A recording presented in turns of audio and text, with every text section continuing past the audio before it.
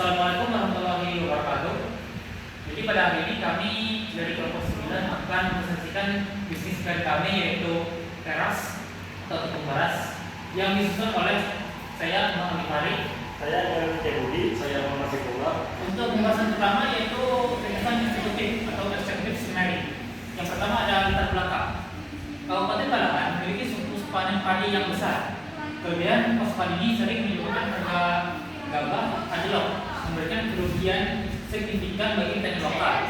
Solusinya, kami mendirikan usaha pengolahan untuk menyerap kelebihan panen tersebut dengan harga yang lebih adil dan mengubahnya menjadi produk yang bernilai tinggi, yaitu tepung beras atau keras.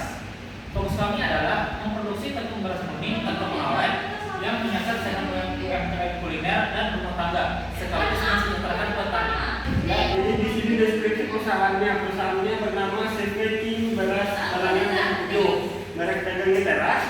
Terus untuk lokasinya berlokasi di Kabupaten Balangan, Kalimantan Selatan. Untuk legalitas sendiri kami pakai ini CC, prosesnya ada NIB, PIRT dan sertifikasi halal.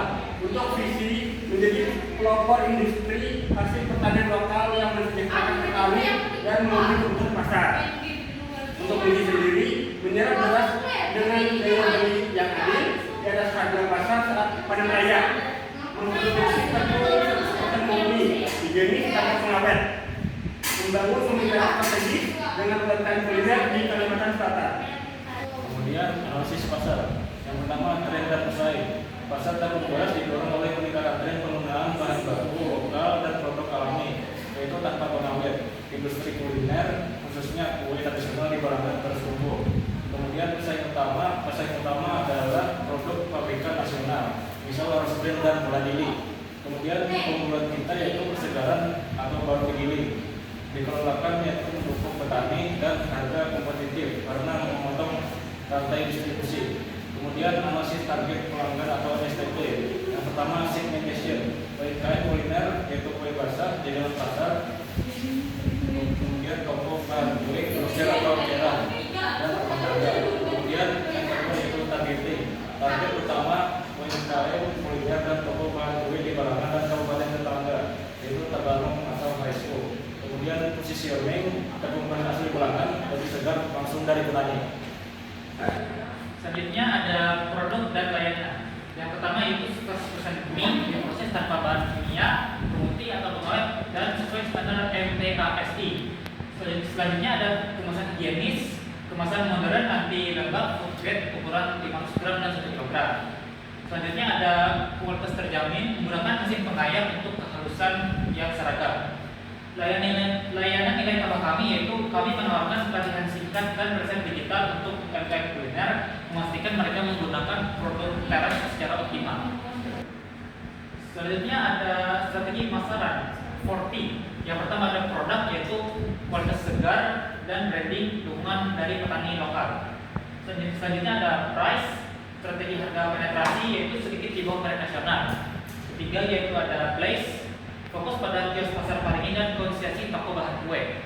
Dan yang terakhir adalah promotion, yaitu sampling gratis, demo masak dan promosi digital dengan slogan Beli Produk Balangan.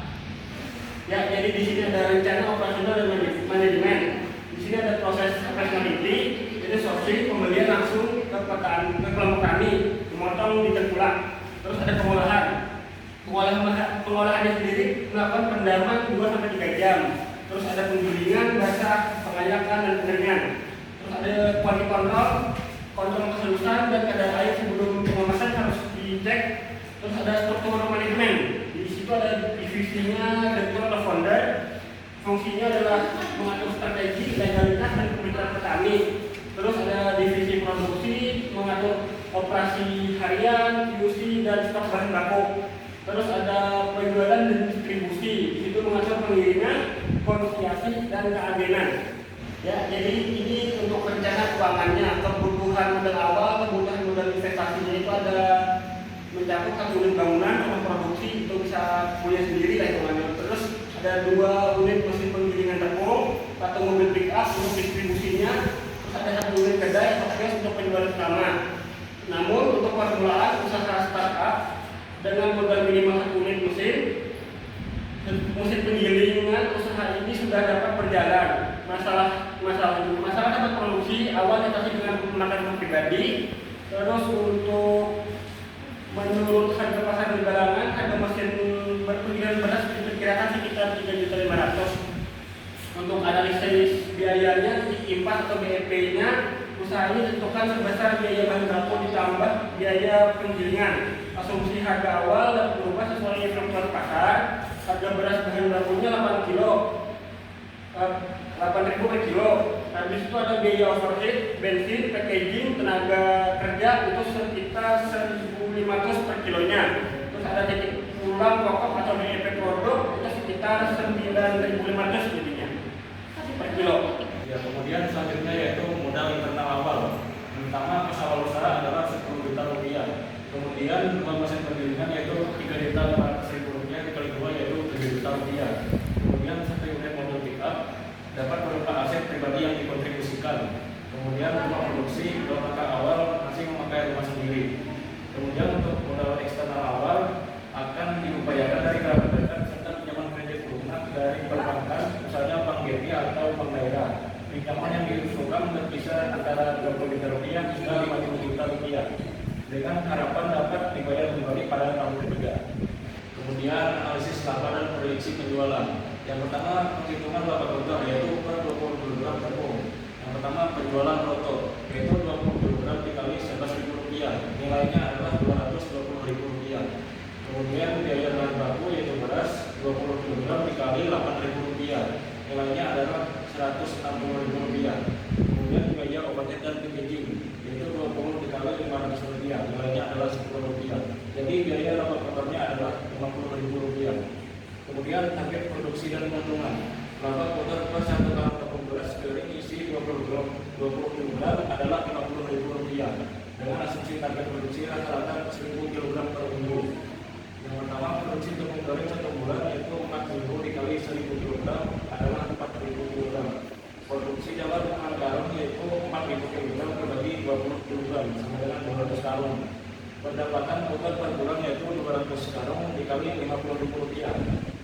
Hasilnya adalah 10 juta rupiah. Selanjutnya ada biaya operasional utama.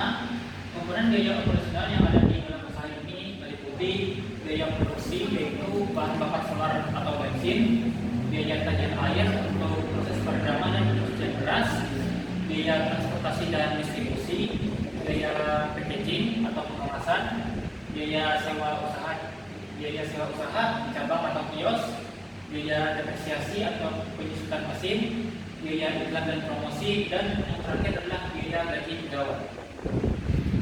Ya, berikut selanjutnya lampiran. Yang pertama dapat CV, dapat Facebook, tim manajemen dan foundernya atau pendirinya.